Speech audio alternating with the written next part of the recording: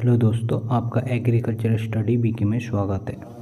तो आज है हमारी वीडियो नंबर 6 और ये 6 नंबर की वीडियो है एग्रोनॉमी की। और इससे पहले हमने आपको 5 वीडियो जो है करा दी हैं। अगर वो आपने नहीं देखी तो आप उनको ज़रूर देख लेंगे। तो इस वीडियो में बात करने वाले हैं हम फसल चक्कर के बारे में। यहाँ पर हम बात करेंगे फसल चक्कर का पूरा टॉपिक एक ही वीडियो में हम समाप्त करेंगे। और यहाँ पर फसल चक्र के उद्देश्य की बात करेंगे, फसल चक्र के सिद्धांत कौन कौन से हैं उनकी भी बात करेंगे इस वीडियो के अंदर। और साधारणतः अपनाए जाने वाले फसल चक्र कौन कौन से हैं उन्हें भी हम यहाँ पर देखेंगे। और फसल चक्र के लाभ कौन कौन हैं और फसल चक्रों का चयन किस प्रकार से करेंगे। तो यहाँ पर हम ये सारी चीज़ यहाँ पर देखने वाले हैं इस वीडियो के अंदर। और यहाँ पर हम आपको बता दें कि अगर आप एग्रीकल्चर किसी भी एग्ज़ाम की तैयारी कर रहे हैं उसके लिए इम्पोर्टेंट है। और वैसे तो ये आपकी 12th और 11 दोनों क्लासेस के लिए इम्पोर्टेंट है, क्योंकि आपको यूपी बोर्ड में थ्योरी पूछी जाती है। थ्योरी में आपके ये टॉपिक दिए हुए हैं तो आपको इम्पोर्टेंट हो जाता है। बीएससी एग्रीकल्चर में भी आपकी थ्योरी जो है लिखी जाती है, उसमें भी आपके ये टॉपिक हैं, हर सेमेस्टर में हैं वैसे तो एग्रोनॉमी के, तो आपको वहाँ भी देखने को मिलेंगे। बात करें एजीटीए और कैन सुपरवाइज़र का सेम सिलेबस है, उसमें भी आपका ये टॉपिक दिया हुआ है तो उसके लिए भी इम्पोर्टेंट है। और यूपी कैट एक्ट के लिए भी आपका बीएससी प्रवेश के लिए लेते हैं तो उसके लिए भी इम्पोर्टेंट है। टीजीटी पीजीटी और अदर एग्ज़ाम हैं जो एग्रीकल्चर के सबके लिए इम्पोर्टेंट है। और इस एक वीडियो में ही हम यहाँ पर सब कुछ समाप्त करने वाले हैं। और बता दें, और इसका जो आपको PDF है वो कहाँ पर मिलेगा, तो आपका एग्रीकल्चर स्टडी बाई बीके अगर टेलीग्राम पर सर्च मारेंगे तो आपको वहाँ पर टेलीग्राम चैनल मिल जाएगा, वहाँ से आप उसे ज्वाइन कर लेंगे। अगर वहाँ से नहीं मिलता है तो आपको इस वीडियो के डिस्क्रिप्शन बॉक्स में नीचे आपको लिंक दी हुई है टेलीग्राम चैनल की, वहाँ से आप उसे ज्वाइन कर लेंगे। ज्वाइन करने के बाद वीडियो समाप्त होने के बाद आपको जो है वहाँ पर PDF डेली आपको मिल जाता है, आप वहाँ से देख लेंगे। और ये जितने भी हम यहाँ पर वीडियो करा रहे हैं यह आपको लिखित रूप में हाथ से लिखे हुए नोट्स मिलेंगे। तो अब हम देर न करते हुए हम अपनी वीडियो को करते हैं शुरू। और वीडियो शुरू करने से पहले आपसे एक रिक्वेस्ट है, अगर आपने चैनल को सब्सक्राइब नहीं किया है तो चैनल को ज़रूर सब्सक्राइब कर दें और अपने दोस्तों में भी शेयर कर दें, क्योंकि आपको इसी तरह से यहाँ पर पूरी एग्रोनॉमी की जो है क्लासें मिलने वाली हैं। उसके बाद हम आपको और सब्जेक्ट की भी देनी शुरू कर देंगे। तो फिर हम चलते हैं, अब फसल चक्र की बात करते हैं।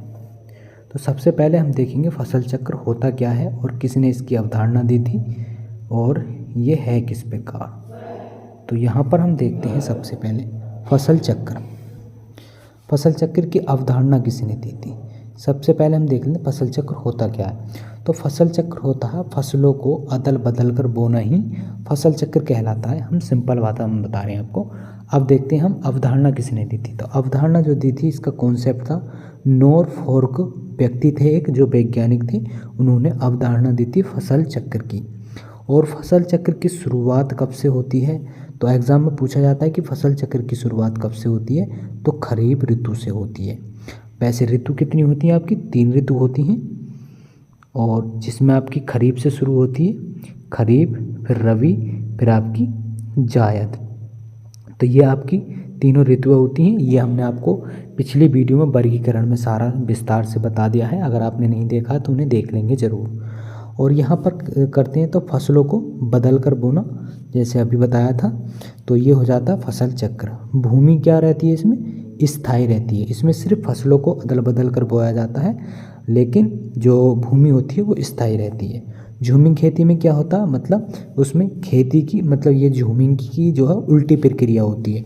उल्टी किस प्रकार से होती है, इसमें तो फसलों को अदल बदला जाता है, लेकिन झूमिंग खेती में जो है आपके मतलब खेत को बोल सकते हैं या हम स्थान को बोल सकते हैं कि अदल बदल कर जो है वहाँ पर खेती की जाती है।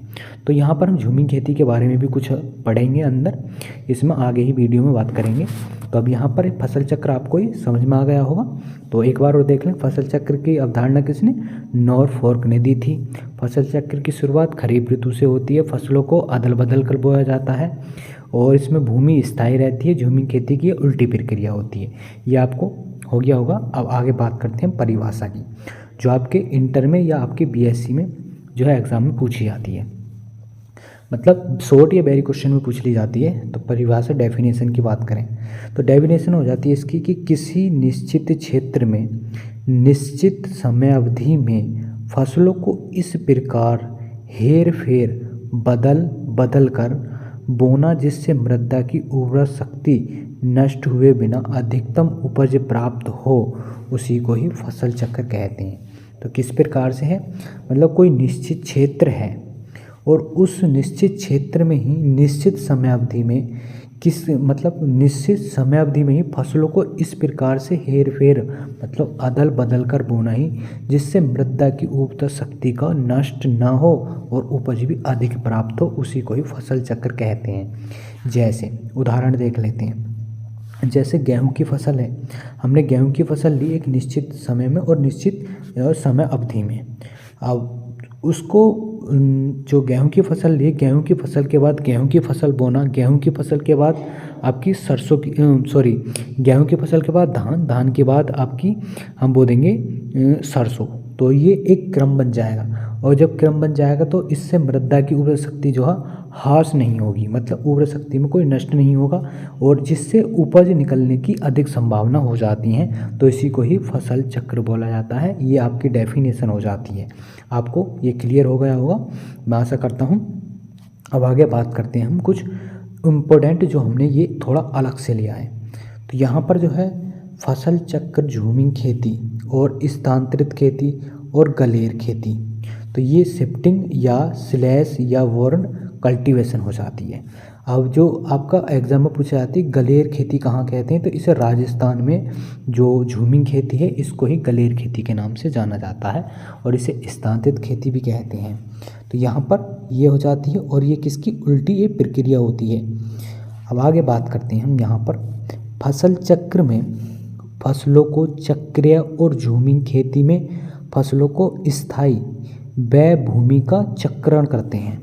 तो फसल चक्र में क्या करते हैं, चक्रीय फसलों का चक्कर चलता है, मतलब अदल बदल कर बोया जाता है। झूमिंग खेती में क्या करता है, फसल स्थायी रहती है, जैसे धान उगा रहे हैं तो धान ही उगाते रहेंगे। तो इसमें भूमि का चक्रण करते हैं, मतलब उसमें फसल का चक्रण जो फसल चक्र होती है और जो झूमिंग खेती है उसमें भूमि का चक्र रहता है। तो ये आपको क्लियर होगा पहला पॉइंट।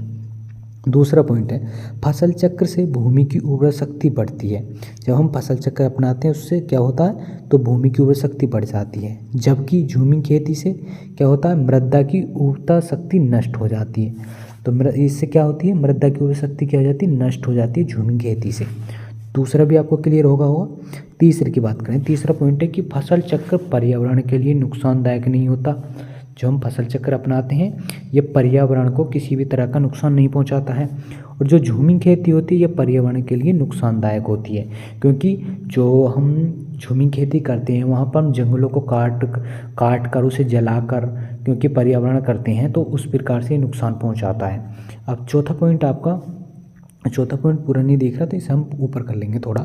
तो यहाँ पर हो जाता है चौथा पॉइंट है, यह है झूमिंग खेती जंगलों को काट कर जलाकर वहाँ पर खेती की जाती है। जैसा अभी बताया था, खेती तब तक उस स्थान पर करते हैं जब तक वहाँ पर उर्वरा शक्ति बनी रहती है, जबकि फसल चक्र के द्वारा भूमि की उर्वरा शक्ति नष्ट नहीं, मतलब जो शक्ति बढ़ाते हैं। फसल चक्र क्या करते हैं, इसमें शक्ति बढ़ा देते हैं। अब जो पांचवा पॉइंट है वो झूमिंग खेती करने का क्या हो जाता है, अवैज्ञानिक और दोषपूर्ण तरीका हो जाता है। कौन, झूमिंग खेती में, जबकि फसल चक्र में एक वैज्ञानिक तरीका हो जाता है। वैज्ञानिक तरीका मतलब उसमें मृदा का ह्रास नहीं होगा, मृदा की उर्वरा शक्ति नहीं जाएगी। और झूमिंग खेती में तो आप समझ जाते हैं कि जब जंगलों को काटा जाएगा तो पर्यावरण भी होगा, पर्यावरण होगा तो वहाँ पर मृदा भी दूषित होगी। तो ये हो जाते हैं आपके झूमिंग खेती और फसल चक्र में, दोनों में डेफिनेशन दोनों में क्लियर होगा। अब बात करते हैं झूमिंग खेती होती क्या है। झूमिंग खेती को हम एक साधारण तरीके से बताएं आपको तो ये हो जाती है, मतलब झूमिंग खेती में जो भूमि होती है उस भूमि में तब तक एक ही फसल को उगाते हैं। क्या करते हैं, एक ही फसल को उगाते हैं और जब तक उस फसल को उगाते हैं जब तक मृदा में जब शक्ति बिल्कुल नष्ट हो जाती है, मतलब फसल उगाने योग्य नहीं रहती, तो उस स्थान को छोड़कर दूसरी जगह, दूसरे स्थान पर जाकर फिर जंगलों को काट कर उसे जलाकर वहाँ पर खेती की जाती है। इसी तरीके से एक स्थान से दूसरे स्थान पर जाकर ये खेती करते हैं, इसी को ही झूमी खेती कहते हैं। अब यहाँ पर कुछ पॉइंट है। तो खेती करने का ये सबसे, मैं मानता हूँ कि मतलब गलत तरीका ही है एक तरीके से, लेकिन आदिवासी लोगों ये ज़्यादा इसका प्रयोग करते हैं। भूमि का चक्रण होता है इसमें, और फसलों का भी स्थायीपन होता है, मतलब एक ही फसल उगा रहे हैं तो एक ही फसल उगाते रहेंगे। अब ये कहाँ पर की जाती है? जो पूर्वोत्तर भारत होते हैं उन क्षेत्रों में जो है झूमी खेती की जाती है। जैसे छोटा नागपुर हो जाता है, उड़ीसा हो जाता है, बिहार हो जाता है, नागालैंड हो जाता है, राजस्थान हो जाता है। तो इन क्षेत्रों में जो है झूमी खेती जो है ये की जाती है। अब यहाँ पर हम देखेंगे फसल चक्र के उद्देश्य। तो फसल चक्र के उद्देश्य की बात करें हम, तो यहाँ पर 4 उद्देश्य दिए हुए हैं आपको फसल चक्र के। अब इन 4 उद्देश्य को आपको बताते हैं किस प्रकार से हैं। तो फसल चक्र के उद्देश्य हैं, पहला उद्देश्य है कि भूमि मृदा की भौतिक, रासायनिक और जैविक दशाओं को सुधारता है।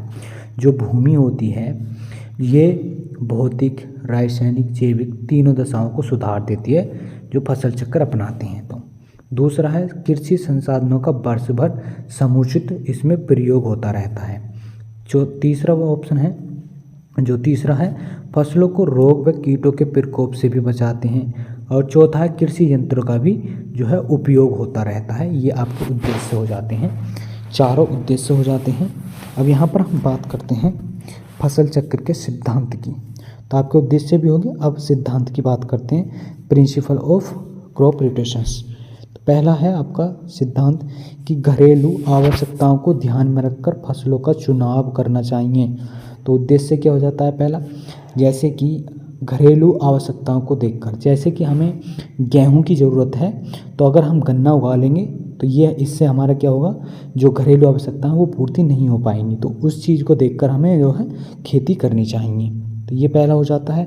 दूसरा है कि फसलों की उनकी जलवायु के अनुकूल जो है उगाना चाहिए। जैसे कि रबी की फसल में अगर हम खरीफ की फसल को उगाएं तो वो कोई जलवायु के अनुसार नहीं उगेगी, क्योंकि हमें चाहिए तो आपकी जलवायु के अनुसार फसल। तो अगर हम दूसरी जलवायु को उगाएंगे तो नहीं उगेगा। तो ये भी आपकी सिद्धांत है, ये भी ज़रूरी है। तीसरा हो जाता है कि जो बाज़ार में फसलों की मांग के अनुसार फसलों को जो है चयन करना चाहिए। जैसे हमें चाहिए तो आपकी गन्ने की फसल, अगर हम नील की फसल कर लेंगे तो हमें नील की फसल से कुछ नहीं मिलने वाला, क्योंकि उसका बाज़ार ही नहीं है। तो इसीलिए हमें बाज़ार के अनुसार भी, उसकी मांग के अनुसार भी फसल को उगाना चाहिए। चौथा है कि अधिक पानी चाहने वाली फसलों के बाद कम पानी चाहने वाली फसलें जो है हमें उगानी चाहिए। जैसे हम पहले धान की फसल उगा लेंगे, धान की फसल के बाद हम आपकी चने की उगा लेंगे या मटर की फसल उगा लेंगे जिसको पानी की कम की आवश्यकता हो।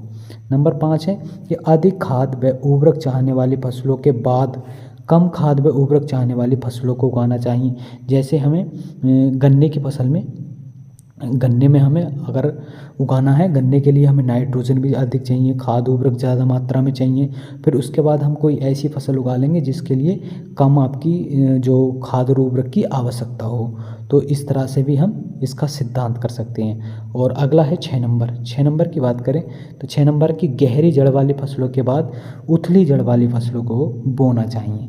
जैसे आप पहले गहरी जड़ वाली उगा लेंगे, गहरी जड़ वाली के बाद कम जड़, मतलब पहले आप चाहें तो आप सरसों को उगा लें, सरसों उगाने के बाद फिर आप दलहनी फसल उगा लेंगे तो उसमें जो आपकी जड़ जो है उथली रहती हैं। और अब 7वां नंबर है कि दलहनी फसलों के बाद अदलहनी फसलें उगा लें, मतलब जो दलहनी फसलें दाल के बाद जो अदलहनी हैं उन फसलों को उगा लेंगे। नंबर 8 है फसल चक्र में एक ही परिवार की फसलों को बार बार नहीं उगाना चाहिए। एक ही फसल की बार बार क्यों नहीं उगानी चाहिए? जो एक ही कुल बोल सकते हैं हम, या एक ही परिवार बोल सकते हैं, क्योंकि अगर हम एक ही फसल को बार बार उगाएंगे तो उसमें जो है आपके कीट पतंगे रोग लगने की ज़्यादा संभावना रहेगी, जिससे फसल हमारी नष्ट हो जाएगी।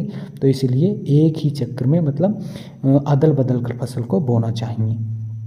तो ये हो जाते हैं आपके उद्देश्य। और यहाँ पर एक थोड़ा उद्देश्य और है, आप यहाँ पर हम आपको बता दें कि ये है आपका जो खरीफ ऋतु है, मतलब किस प्रकार से। तो आपको सबको पता होगा वैसे तो कि खरीफ ऋतु कब से शुरू होती है, तो आपकी जो फसल चक्र है वो खरीफ से शुरू होता है। खरीफ के बाद रबी, रबी के बाद जायद, और यहाँ पर फसल चक्र के बारे में बात करेंगे हम। जो फसल चक्र सबसे मतलब न्यूनतम जो फसल चक्र होता है वो 1 वर्ष का होता है। तो ये याद रखेंगे आप, एग्जाम में पूछा जाता है कि न्यूनतम फसल चक्र 1 वर्ष का हो रहा और अधिकतम 4 वर्ष का हो सकता है आपका फसल चक्र। अब यहाँ पर कुछ इम्पोर्टेंट पॉइंट है, आप इसे जो है अच्छी तरीके से देखेंगे। तो यहाँ पर जो है जो एग्ज़ाम में क्वेश्चन यहाँ से बनते हैं उनकी बात करते हैं। जैसे नंबर पहले में है धान और गेहूँ, इनका फसल चक्र 1 वर्ष का होता है। वो निकालना हम किस प्रकार से फसल चक्र निकालते हैं वो हम आगे आपको बता देंगे वीडियो के अंदर ही। और सर्वाधिक क्षेत्रफल जो है भारत में इसी फसल चक्र का है, धान और गेहूं का। भारत में सर्वाधिक प्रयुक्त फसल चक्र भी यही है आपका धान और गेहूं का। तो ये 1 वर्ष का हो जाता है। और दूसरा नंबर है धान, सरसों, गन्ना, पेड़ी, तो ये 3 वर्ष का हो जाता है। कितने? 3 वर्ष का। इसमें धान हो जाएगा एक सरसों, एक गन्ना, ये एक में ही काउंट होंगे, तो ये 3 हो जाते हैं 3 वर्ष में। और तीसरा नंबर है ज्वार, गेहूं, गन्ना, पेड़ी, कपास, तो ये 4 वर्ष का। तो 4 वर्ष का इस प्रकार से होता है। न्यूनतम आपका 1 वर्ष का होता है जो इस प्रकार से है, और अधिकतम 4 वर्ष का जो इस प्रकार से है। तो ये आपको फसल चक्र आपके समझ में आ गया होगा। अब आगे बात करते हैं हम फसल जो साधारणतः अपनाए जाने वाले फसल चक्र हैं वो कौन कौन से हैं। तो वो कौन कौन से हैं और कहाँ कहाँ किस प्रकार से अपनाते हैं। जैसे पहले की बात करें, वे फसल चक्र जिनमें मुख्य फसल के पूर्व व बाद में प्रति भूमि को खाली छोड़ा जाता है। तो इसमें बात की गई है जो फसल चक्र में जो मुख्य फसल से पूर्व और बाद में प्रति भूमि छोड़ी जाती है। जैसे पहले प्रति भूमि छोड़ दी, मतलब खाली खेत छोड़ दिया, फिर उसके बाद धान बो दिया, फिर उसमें जौ कर दी, फिर प्रति छोड़ दी। तो ये इस प्रकार से अपनाई जाती है, नंबर 1 हो जाती है। नंबर 2 में है वे फसल चक्र जिनमें मुख्य फसल के पूर्व व बाद में हरी खाद की फसलों को उगाया जाता है। जैसे पहले ढैंचा उगा लेंगे, ढैंचे के बाद आपकी धान की फसल, फिर आपकी गेहूं उगा लेंगे, गेहूं के बाद सनई की फसल। तो दूसरा नंबर ये हो जाता है, इस प्रकार से अपनाते हैं। तीसरा है ऐसे फसल चक्र जिनमें फलीदार फसलें शामिल करते हैं ताकि भूमि की उपज शक्ति बढ़ सके। जैसे धान के बाद चना उगा लेंगे और ज्वार और लोबिया उगा लेंगे, ये दोनों एक साथ उगा लेंगे, तो इससे जो है क्या होती है, भूमि की उपज शक्ति बढ़ जाती है। और नंबर 4 की बात करें, नंबर 4 है मृदा की उपज शक्ति की परिवार जो परवाह किए बिना हम अनाज वाली फसलों के बाद पुनः अनाज वाली फसलों को भी उगाते हैं। जैसे धान के बाद गेहूँ, मक्का, सरसों, फिर आपका बाजरा, जौ, तो इस प्रकार से भी हम उगा लेते हैं। ये भी आपके 4 प्रकार से अपनाए जाते हैं। अब यहाँ पर फसल चक्र के लाभ की बात करेंगे हम। तो फसल चक्र के लाभ की बात करें तो लाभ हो जाते हैं इसके, सबसे पहले लाभ की बात करते हैं। तो लाभ है कि भूमि की उपज शक्ति इसमें बढ़ जाती है। तो फसल चक्र अपना से क्या होता है, तो भूमि की जो उर्वरा शक्ति होती है वो बढ़ जाती है। दूसरा, फसल चक्र की भौतिक, रासायनिक व जैविक दशाओं में भी सुधार होता है। तीसरा, फसलें हैं वो खरपतवार, रोग व कीट पतंगों के प्रकोप से भी जो है कम प्रभावित होती हैं। और नंबर 4 है फसल उपज में बढ़ोतरी होती है। नंबर 5 है फसल उपज की गुणवत्ता में भी सुधार होता है। तो ये जो है आपके क्या थे, 2 रह गए, इन्हें और देख लेते हैं।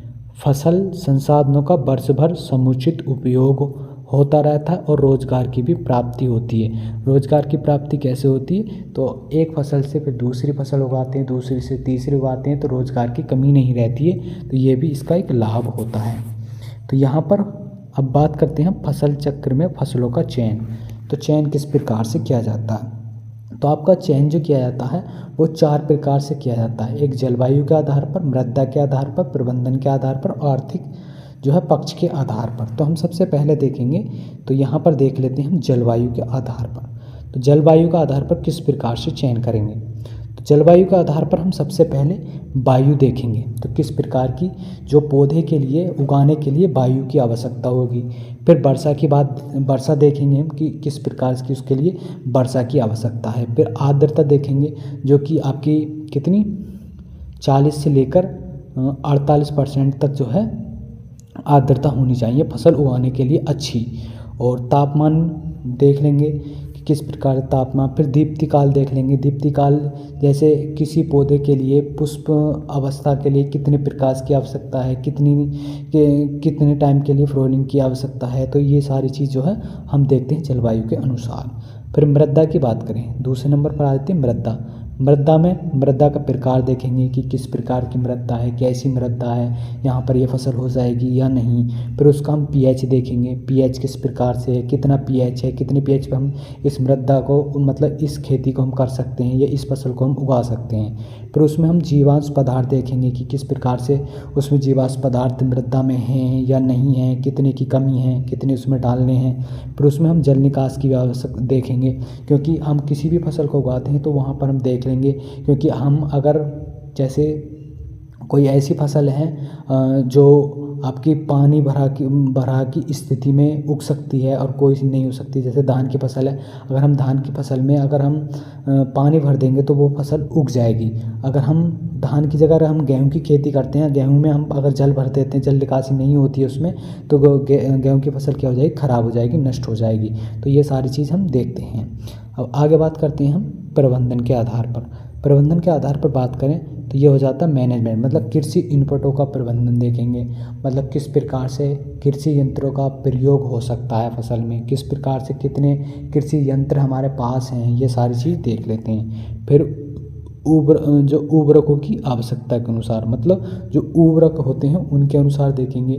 फिर सिंचाई की उपलब्धता, मतलब कितनी सिंचाई की आवश्यकता पड़ेगी, हमारे पास साधन हैं या नहीं हैं, या कितने हमें साधन की आवश्यकता है, ये सारी चीज़ देखेंगे। फिर रसायनों की उपलब्धता, मतलब कितने रसायन हमें डालने चाहिए, किस यंत्र की सहायता से डालेंगे, किस प्रकार से डालेंगे, ये सारी चीज़ हमें प्रबंधन में देखनी होंगी। फिर आर्थिक पक्ष हो जाता है, जो इकोनॉमी हो जाती है। हम अपनी मांग देखेंगे, मांग के अनुसार हम सबसे पहले कार्य करेंगे आर्थिक पक्ष के अंदर। फिर उसमें हम मूल्य देखेंगे कि हमें क्या बच रहा है, क्या नहीं, हमें या बेनिफिट है या नहीं। तो ये जो है यहाँ पर आपकी आर्थिक पक्ष हो जाता है। और यहाँ से आगे का जो हमारा फसल सघनता और फसल गहनता है, और ये भी इम्पोर्टेंट टॉपिक है आपका अगला, इससे जो 7 नंबर का जो टॉपिक आएगा वो इम्पोर्टेंट है, क्योंकि यहाँ से क्वेश्चन आपका मतलब क्वेश्चन के रूप में को यहाँ से पूछा जाता है। मतलब यहाँ से पूछा जाएगा कि क्रॉपिंग इंसेंटिव कितनी होती है, कैसे निकालें, ये सारी चीज़ हम अगली वीडियो में बताएंगे। तो यहाँ पर जो है फसल चक्र का ये यहाँ तक आपका टॉपिक जो है कंप्लीट होता है। तो ये अगर आपको पसंद आया हो फसल चक्र का टॉपिक, तो इसके लिए लाइक ज़रूर करें, और जिन्होंने चैनल को सब्सक्राइब नहीं किया है चैनल को ज़रूर सब्सक्राइब करें।